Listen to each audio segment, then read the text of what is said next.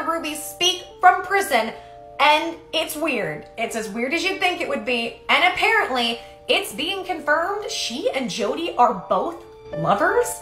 Guys, make sure you click the plus sign. This is part 3, and I want to make sure you get the other 2 parts to get that information. And I'm going to keep you up to date with all this. Sound off in the comments. I want you to tell me what you guys think. But so far, these women have mostly been quiet, but now we're hearing info. Now, this comes directly from Ruby's cellmate. So let me give you a little bit of info. We heard from Ruby's cellmate a few days ago. Ruby's cellmate had said some stuff that ended up coming true. Ruby's cellmate said that Ruby in the cell was very hyper concerned about Russell being around the other children. That was before she made the essay allegations. So I'm going to lend more weight to this. And apparently there was an interview done with a news outlet about what's going on. They went into detail about both women and what they're going through in jail. Now, when it comes to Jodi, Jodi wouldn't talk to anybody and is being completely quiet and very sad, which that goes in part 2. We dive into that. But I want to dive into part 3. This one has to do with Ruby. Ruby is a lot more talkative, apparently, in prison. So for instance, one thing is she was constantly hyperfixated on Jodi.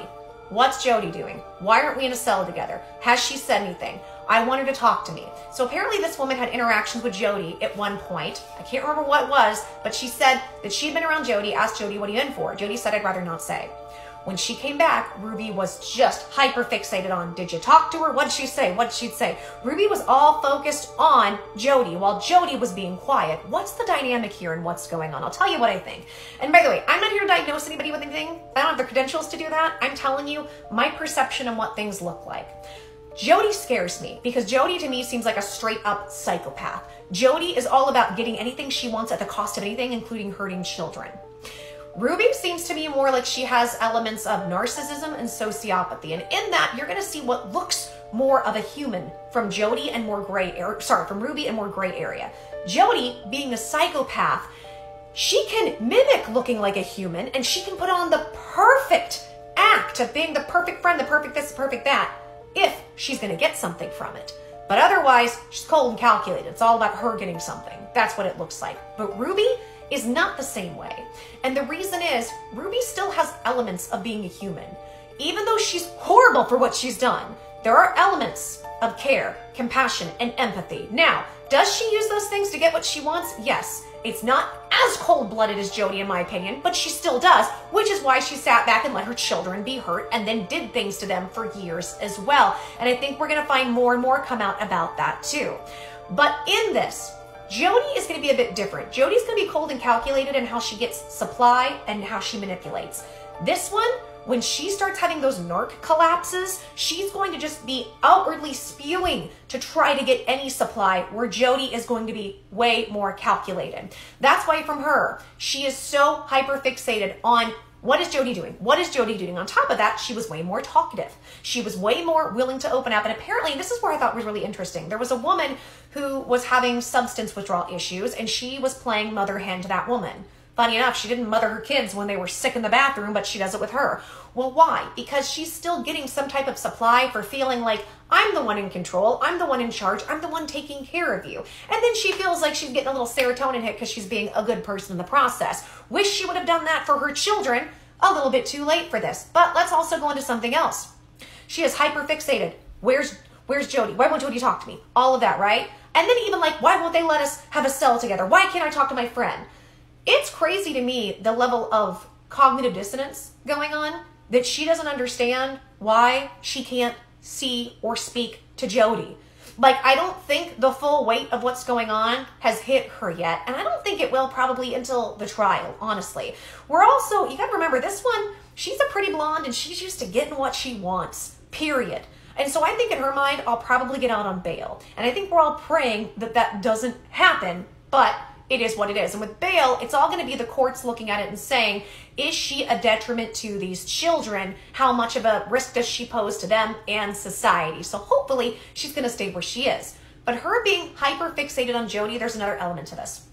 I think that she still sees Jodi as the cult leader. Of course, they don't call Jodi the cult leader, but that's what it is. She's taking all her direction from Jodi, every step. So in somewhere in her, she feels like, I can't function unless I know what Jodi wants me to do.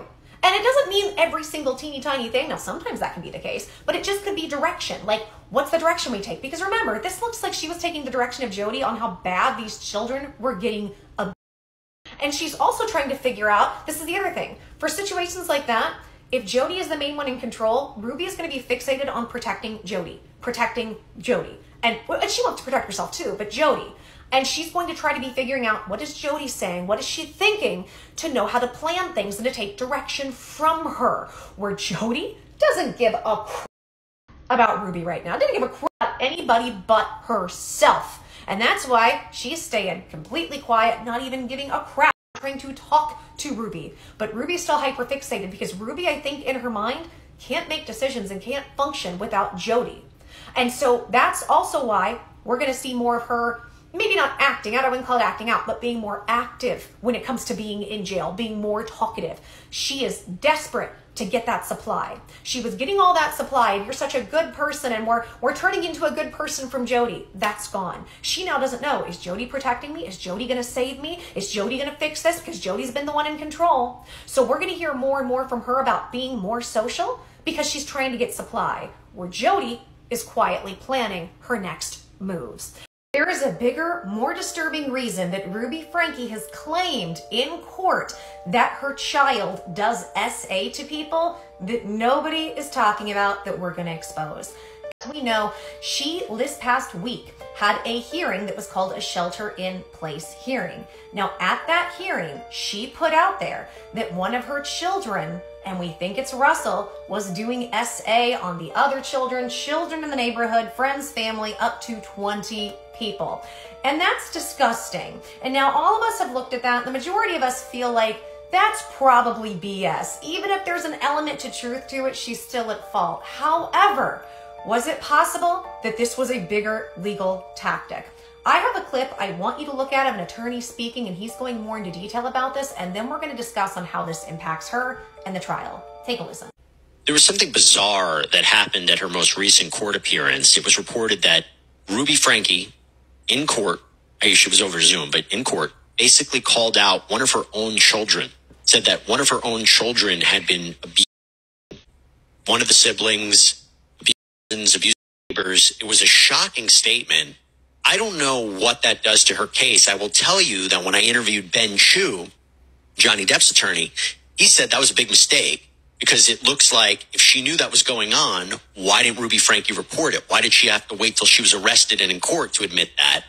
I think that's such a bizarre statement, and I don't know how that would affect her case at all. What do you think? I agree with Mr. Chu. I think it's bizarre. I think it's detrimental to her case. But what I think it also dovetails into is this whole mental health defect issue. She is now painted in a corner, and maybe she knew about the issues she spoke about at this Zoom hearing, and that's why she's abusing her children the way she is. But I think it all circles back. She has some type of a mental defect that surfaces when it comes to her children, her care of her children, whether or not she's, somewhat manipulated by the other woman involved in the case. But I think it all comes back to that issue. So this is what I wonder in this. A lot of us have thought she was going to try to blame Russell to get out of the abuse. Here's another theory that nobody else is bringing up. What if she's doing this to try to plead her insanity case?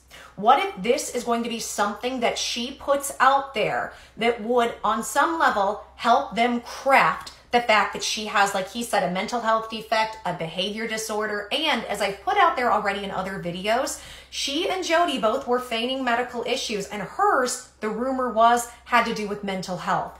Was anybody really having physical issues? And I'm not saying they were, I'm not saying they weren't. I don't necessarily want to speculate on health, but with these two women, I feel like you can't put anything past them, and we have to look at all of this evidence, unfortunately. If this was a tactic from her and her lawyer, because at this point, it looks insane for her to try to say her child had SA, to try to use those allegations to get out from her own abuse. That looks insane, and I wonder if this is more about them crafting some type of mental health defense to try to help her get the least amount of time or whatever they can possible, or to make a plea deal. There's so much around this when it comes to mental fitness though, and mental health. And I really wonder with both women how that's going to come into play. And I'm really questioning it, because if she really has these mental defects and doesn't really know what she's doing and is maybe making things up and acting crazy, well, at the same time, she called Kevin and said, come down here, help, I'm about to be arrested, before she got arrested. And then when she was arrested, said, I want to speak to my lawyer. That shows a level of cognition. That shows a level of somewhere she knew what she was doing. I don't know. What do you guys think? Do you think this is part of why she's claiming SA with her children? And once again, she's using her children to try to get out of the situation. It would break my heart if that's the case, because she is ruining his life. But at this point, those allegations will ruin his life anyway. Either they're true and she never got him help, or they're false and she's just a monster. Sound off in the comments. Click the plus sign. I've got more coming.